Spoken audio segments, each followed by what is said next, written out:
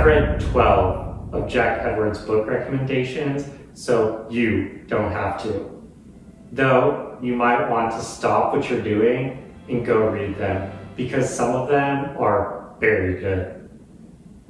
Though, it's also cousin camping weekend up north, so let's simultaneously go on an adventure and tier rank these.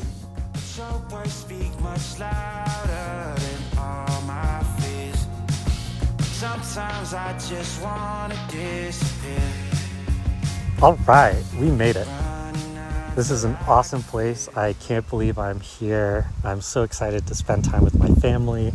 They're gonna be here in a little bit. We have an A to F system grading on this. F being freaking terrible and A being absolutely amazing. Just awesome books that we get to go through, and hopefully some of them that you will pick up, that you will love, cherish, and change your life. So let's hop into it. So I've gone ahead and written all of these on little sheets of paper, and we'll be picking them at random. Number 1 is No One Is Talking About This. This is an awesome one to go first. Wow. Okay, so if you've guys seen my last video, which is about quitting social media 4 years ago, you know that I referenced this book, and that's actually one of the only ones in this list that I have referenced before. This book is insanely good. Jack Edwards has actually gone ahead and he has done at least a couple videos with this in it. His phrasing for this is so cool. He says something to the effect of, I don't know why it's called No One Is Talking About This, because I can't shut up about it. And that's pretty much how I feel about this book as well. This book has changed my life in the way that it helped me see what social media is doing within our lives. In this book, we have the main protagonist who's semi-famous in social media. She has this tragedy going on in her life, but she doesn't post about it on social media. It's weird to see the juxtaposition between her life on social media and her life in real life. Almost 2/3 to 3/4 of this book is just social media posts that she's posting or that she's going through. It's weird to see somebody else's feed like this and have it be in, a 150 to 200 page novel. This makes a very unique read. And for all of these reasons, I'm giving this an A++. I definitely think this is a read that everybody should go and pick up. Now let's hop in to book number 2.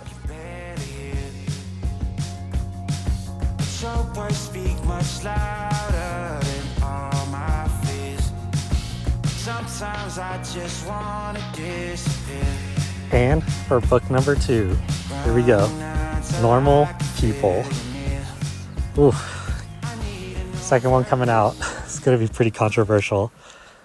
So Jack Edwards really loves this book, and he really loves the author too, Sally Rooney.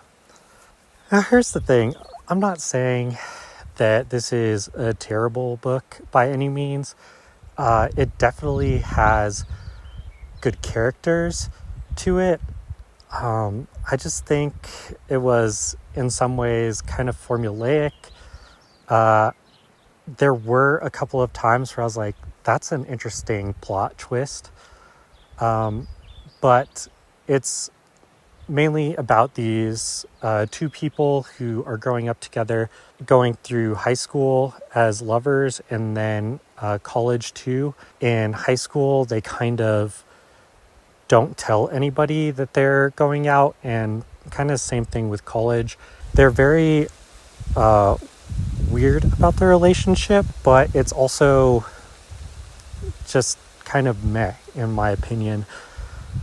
The thing is he actually put her on a list in a video where he was talking about all the authors that he would read anything that they came out with because he thought the authors were that good. And I think this kind of deterred me a little bit, or set my expectations a little too high for this novel. It wasn't that great in my opinion. Feel free to say stuff in the comments about this.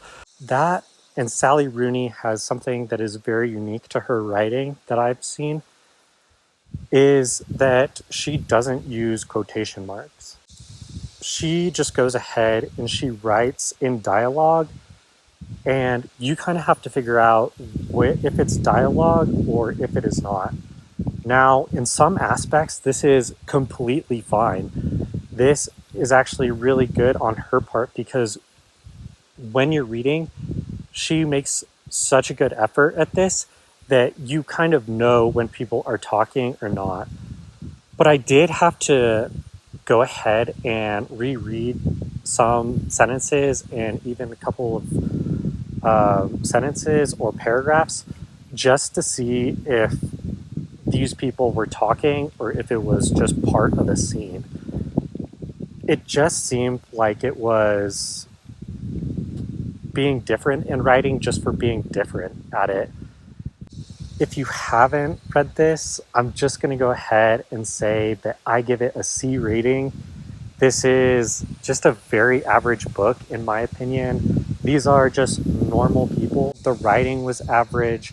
The characters were done okay. And it was just a book that I got to the end of and I was just kind of glad it was over. And haven't really thought about it until I decided to make this video. So we're going from A to C.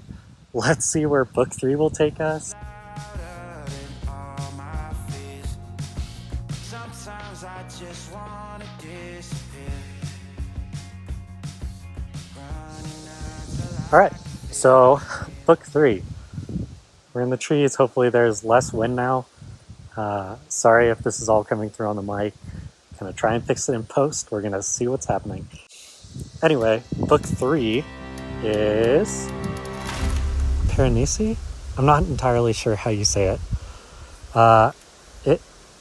This book is interesting. I will say that up front. This book is something that if you want to read it, the less I say about it, the better. And for that reason, I'm just going to give you guys a quick synopsis of it. And then we're going to go to the ranking and move on. So Piranesi is about a man in a labyrinth. It is going through his life day to day as he's journaling through these endless halls that are huge. It's a 3-story building that is just massive in scale with statues of just figures in different weird circumstances. And so he's mapping out all of this big, expansive place. And he's the only one there. There also is about a dozen or so other people that are dead that he is trying to figure out why. And that's all I'm really going to say about it. This book was very interesting to me in the way that it is a different genre than I originally thought it would be. And I'm not going to tell you what genre I thought it was. So just be aware of that. If you guys are going into this and want to read it just because it's so mysterious, dark, I would definitely recommend, hey, if that sounds interesting to you, you should definitely pick it up. So overall take on this, I liked the book. The writing was good. The way that it unfolded was really cool. I just wasn't into it as far as where I thought it was going to take me. As for me, this one is another C rating. I'm hoping not to get too many of these in a row. I don't think I have that many of them in this group, but that's where Piranesi falls on the chart. So let's move on to the next book. Speak much louder than all my fears. Sometimes I just wanna disappear. All right, really hoping that there is not poison ivy over here. Yeah, I'm like deathly allergic to that. Anyway, fourth one that we are gonna grab, Isaac and the Egg. Okay, guys. All right, we're getting into not so great territory over here. Isaac and the Egg, super unique novel. I will definitely give him that. Before anything, I think I should say this. This is the only book on this list that I didn't finish. This book was about a man who has mental illness, and he's thinking about killing himself. He goes to this bridge and he wants to jump off. However, he hears this noise within the forest that's next to this bridge, and he goes to find out what it is. Over there, he finds this egg, and this egg ends up hatching into something. This book is very unique because it almost reads like a children's story, but is actually a book on mental health and mental illness. It's not that great at being both, in my opinion. It has some cool aspects to it where when somebody screams, the lettering on the page actually gets bigger and bigger. The thing that I didn't like about this book, and what actually made me put it down, was the lack of dialogue. I read 100 pages, and guys, I really wanted to like this book. There was a lack of character development that happened within those first 100 pages that I just couldn't get over. There was no moving forward for this person. Everything just seemed to be less than par in this book. And I don't think you need to finish books that you don't think are right for you or aren't giving you what you want out of it. And that's the case with this book. Isaac and the Egg gets an F from me, as in DNF, as in did not finish, as in I'm probably never going to finish because I just don't think it was that great of a book. But let's hop on to probably happier times with the next book in the list. Speak much louder than all my fears. Sometimes I just wanna disappear. All right. It is supposed to rain soon. Without further ado, ladies and gentlemen, book 5. Let's see. At night, all blood is black. Okay, awesomeness. This book is amazing. It is a short little book, probably about 100 pages, and it is about a man going crazy. He and his best friend are both Senegalese soldiers fighting in World War I. They end up going onto the battlefield with one another, and one of them gets brutally disheveled. He's laying there on the floor, unable to do anything except for talk. When his friend finally gets to him, the friend pleads with him and asks him to take his life, to put him out of his misery.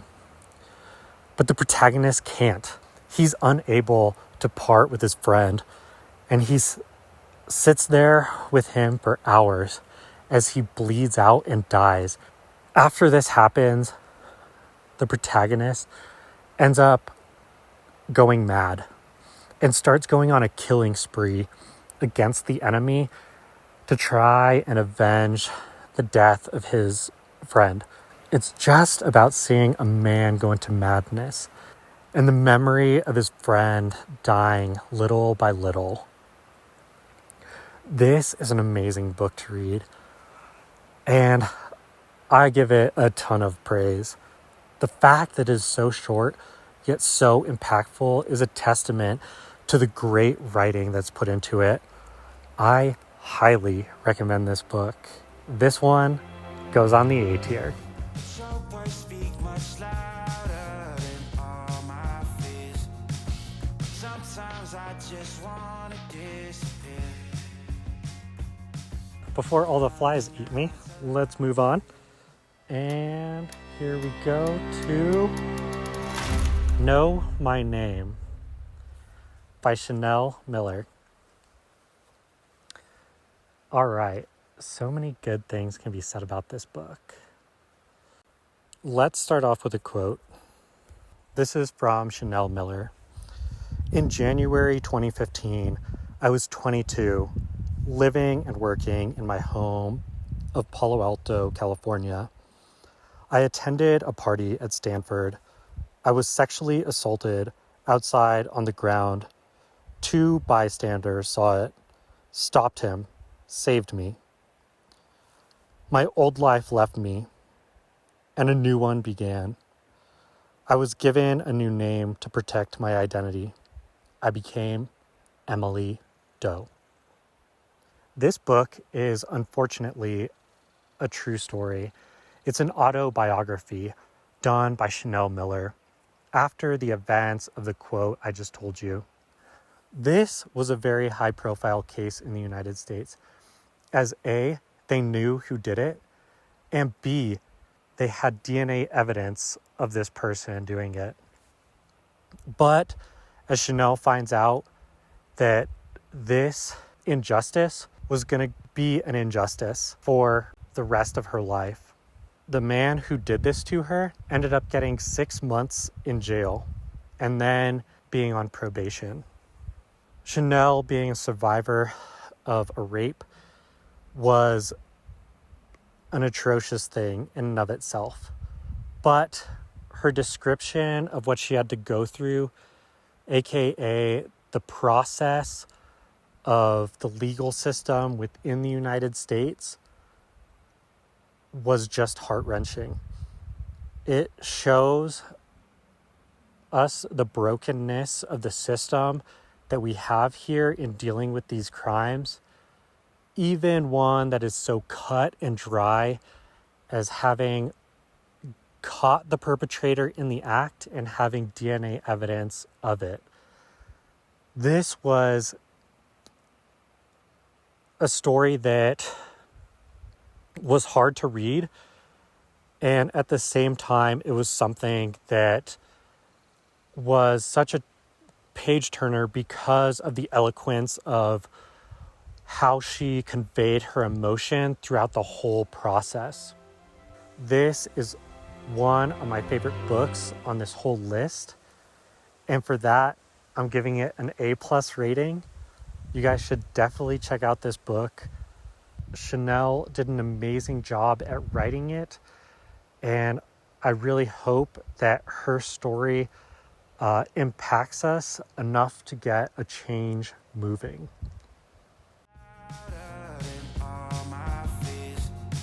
Sometimes I just wanna disappear.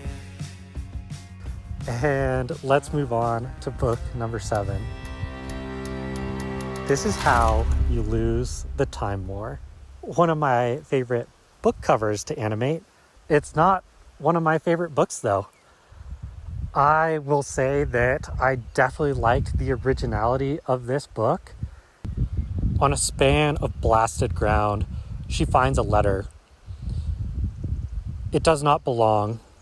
Here, there should be bodies mounded up between the wreck of the ship that once sailed the stars. Here, there should be the death and dirt and blood of a successful op.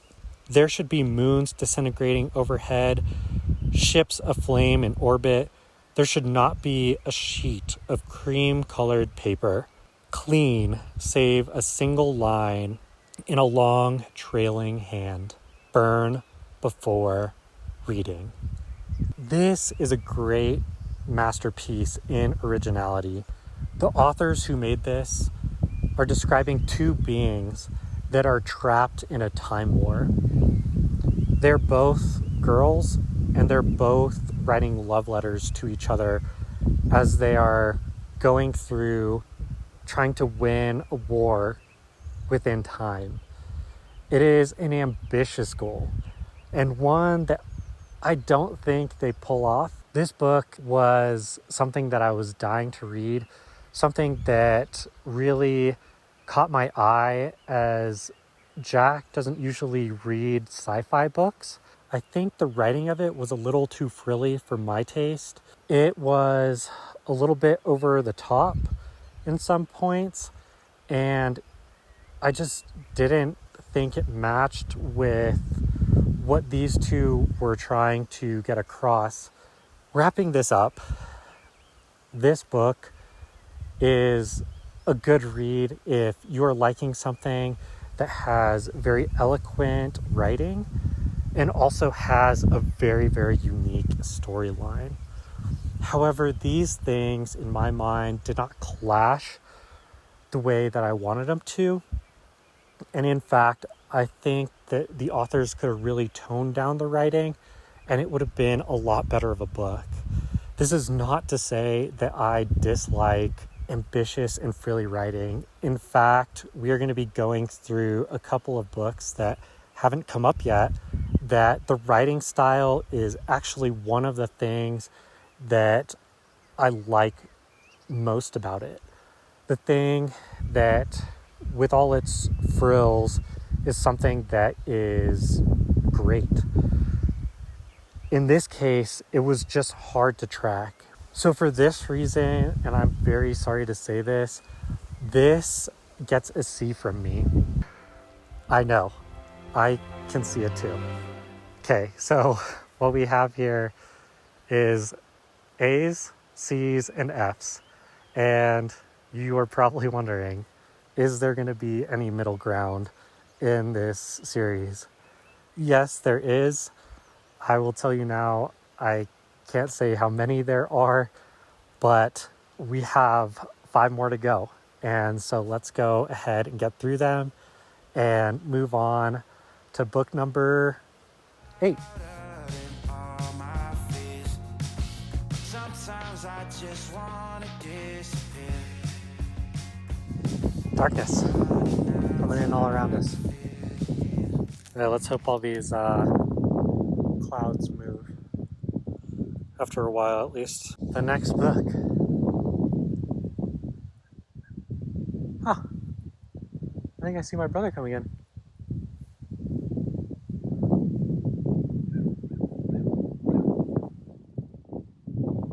Yeah, I think it is. Alright, anyway. The next book. The Invisible Life of Addie LaRue. We have a good one. And no matter how desperate or dire, never pray to the gods that answer after dark. So this book is, like the other one, very, very ambitious in its storytelling. The Invisible Life of Addie LaRue goes through this girl who is in France and has had an arranged marriage. She doesn't want this marriage. And one night after dark, before she's about to get married, she runs off and finds this man / devil in the woods. With her, he makes a pact that he'll get her out of being married if she decides that she wants to live forever. And yet, every time that she leaves a room or anywhere out of sight from the person that she's with, that person doesn't remember her. This book was a great read. I highly recommend it. However, it did have some drawbacks to me. And the main drawback to this is page count.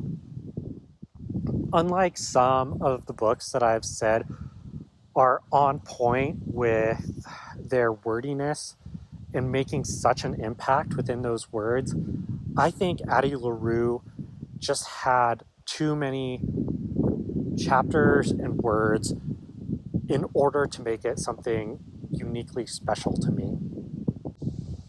I found myself thinking, I feel like this has already happened within the book. I feel like the scenario is very similar to what we've already seen, and I just didn't like that about it. That being said, this one is going above a lot of the other ones that we have seen in this list so far because of the way that she tells the story and the story itself. Both of these things I feel like would have been really hard to do together, and V.E. Schwab really pulls it off. But here we are, our first B tier on the rankings, a decent amount of A's. We got one B, some C's, and one F. And what else do we have? I think we have 4 more. So let's hop into them.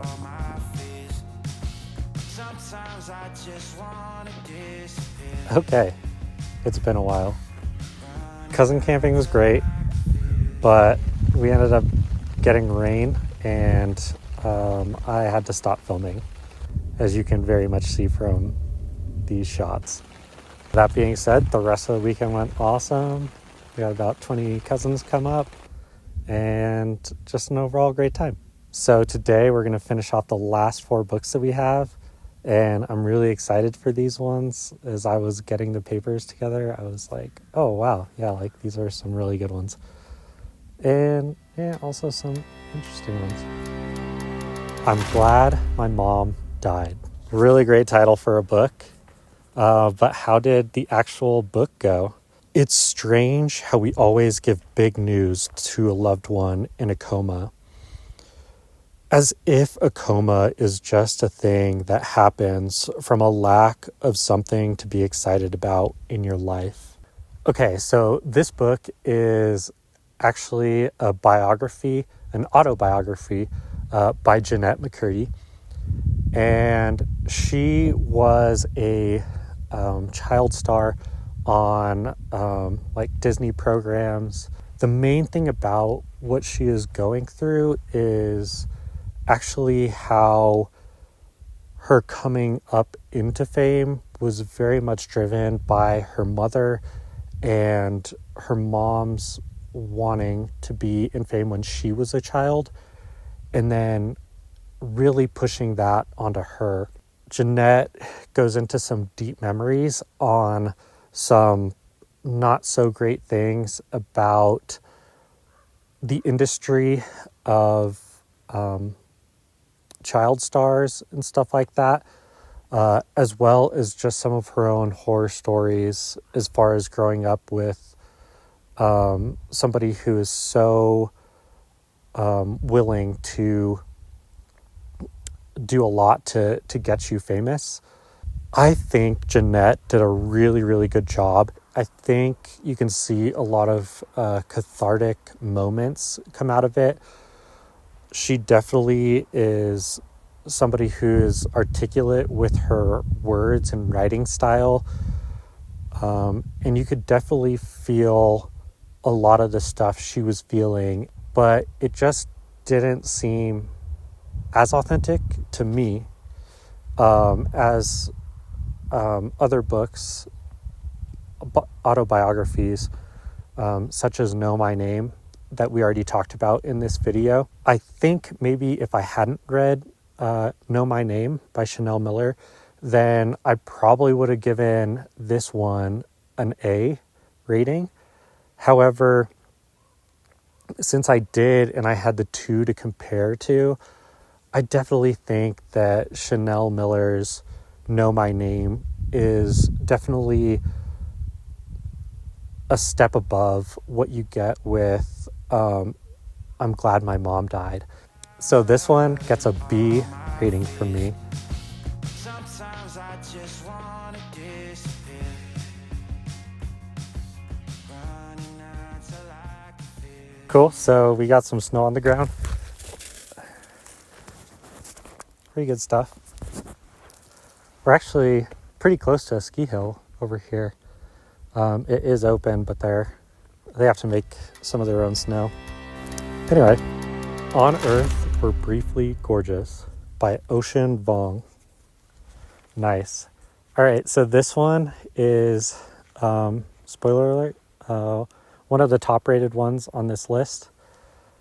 For a multitude of reasons, but I'll name 2 here. and let's start off with a quote. "The time I tried to teach you to read the way that Mrs. Callahan taught me. My lips to your ear, my hand on yours, the words moving underneath the shadows we made. But that act, a son teaching his mother, reversed our hierarchy, and with it, our identity. With it, this country. We were already tenuous and tethered. After the stutters and the false starts, the sentences wrapped or locked in your throat, after the embarrassment of failure, you slammed the book shut. I don't need to read, you said." The two things that I was going to talk about. The first one is voice. If you've seen my favorite authors video, you know that that is a lot of what I look for within a book. Something that is very unique in its writing style, and that you know that the person who is narrating is somebody completely different than you've ever seen or heard about before. You definitely get that in this book. This book's writing style, as you just heard from the quote, is very, very robust and just beautifully written, lyrical almost. This goes through a very great story as well.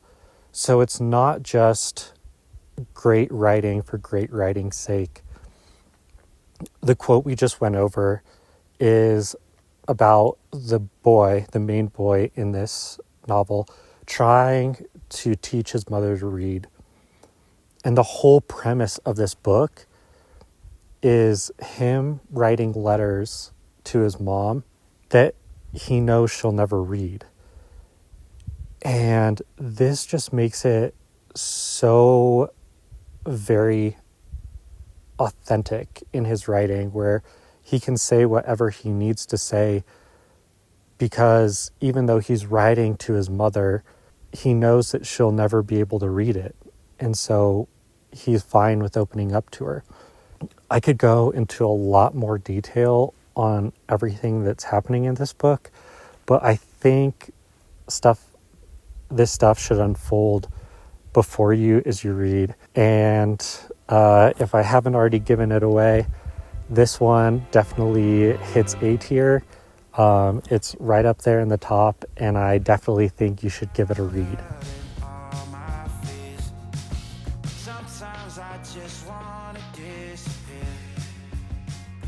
We're double digits now, so awesome.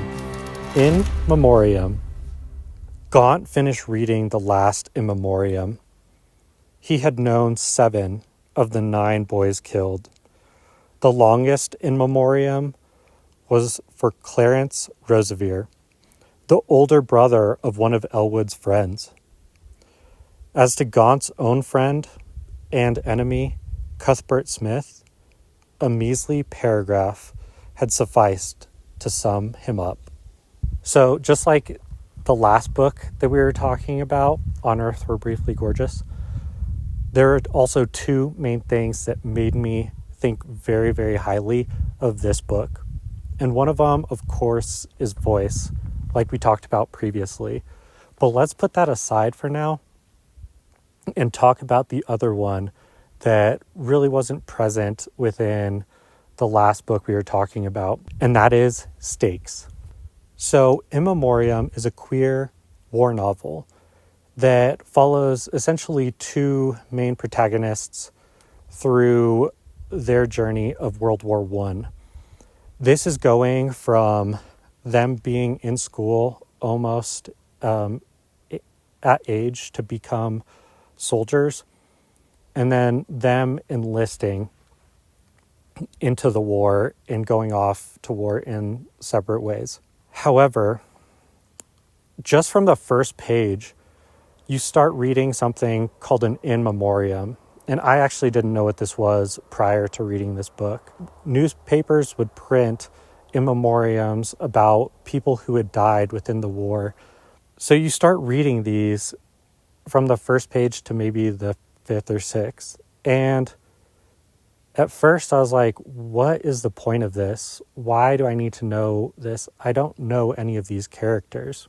However, what the author does so well is that she spaces these out, and each time you start reading them, you start to become fearful about what you're about to read, just like the characters within the book are. You get the sense, and you actually know by a little bit within the novel, that people in this book and in this world, which is World War I, aren't safe. There's no plot armor within this book. You become wrapped up in what's going to happen because you don't know if the characters that you're going alongside, you could end up not seeing them for a couple of pages, and then just you start reading an in memoriam, and just like that, they're gone.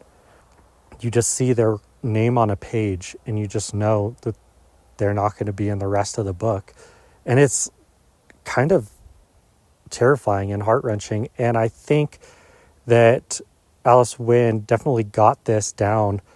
I will say that there were some graphic parts in this novel that I think the novel could have done without, and it still would have been a masterpiece, or maybe even more so. However, that is such a small critique on what I think is a great novel. That being said, In Memoriam, for me, gets a solid B rating. Definitely something you should pick up if you're interested in anything I just talked about. I think you'd really, really enjoy it.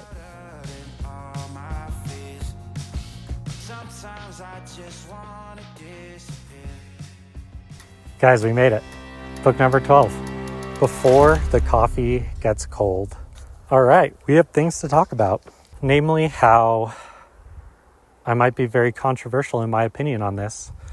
This is a bestseller worldwide, and I couldn't wait for it to be over for the most part. This book has a very unique premise, which is why I think a lot of people really like it. It has this little cafe in Asia where people can go and they could be teleported to a certain time in their past where they really need to have an emotional trip or journey to. These people sit down at this one table in the cafe, and they can go into this place, this time, only until the coffee they're served gets cold. Now, what you just heard was a 10-second summary of the rules to this book. However, one of the main issues that I had of this is that 10-second summary actually takes about 20% of the novel. The 20% is not necessarily building great characters or a little bit on the place and the plot of it, I guess. It's just seems like filler to me that doesn't need to be in there. And this got me pissed off from the very start. And I don't know if that's what really turned me off to this book, because I read this less than a year ago, and I can't, for the life of me, really piece back together any of the short story vignettes, and I honestly don't recommend it to really anybody. All right, so that ends this one. Let's move on to wrapping up. Over here, we see that we have a very vast amount of variety of what Jack Edwards reads, and we not only have very different genres, but very different authors from different regions and backgrounds, which I think is really great, and one of the reasons I really like to follow Jack. However, you can see that there are some crappy novels here. I only have 2 at the bottom, so D and F I would stay away from.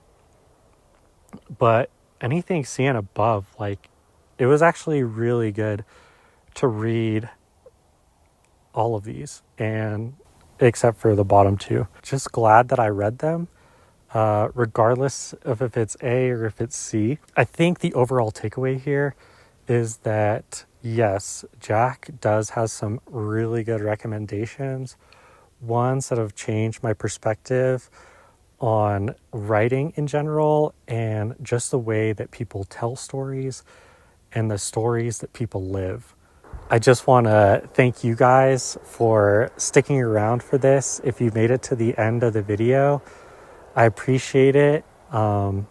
If you could, maybe give it a like or subscribe if you would like to come along on the journey for more of these book recommendations. I want to give a big thanks to Jack for giving me all of these recommendations. And even though I'm on the other side of the world from you, I just want to say that you're making an impact on people and their thoughts, and I really appreciate what you do. Thanks again, guys. I'll catch you in the next one. Sometimes I just wanna disappear. This book, wow, okay, well, you can go ahead. I'm rambling at this point. This was a very high profile case in the United States, as they note. Ooh, that was a good one. Oh gosh, they're all over.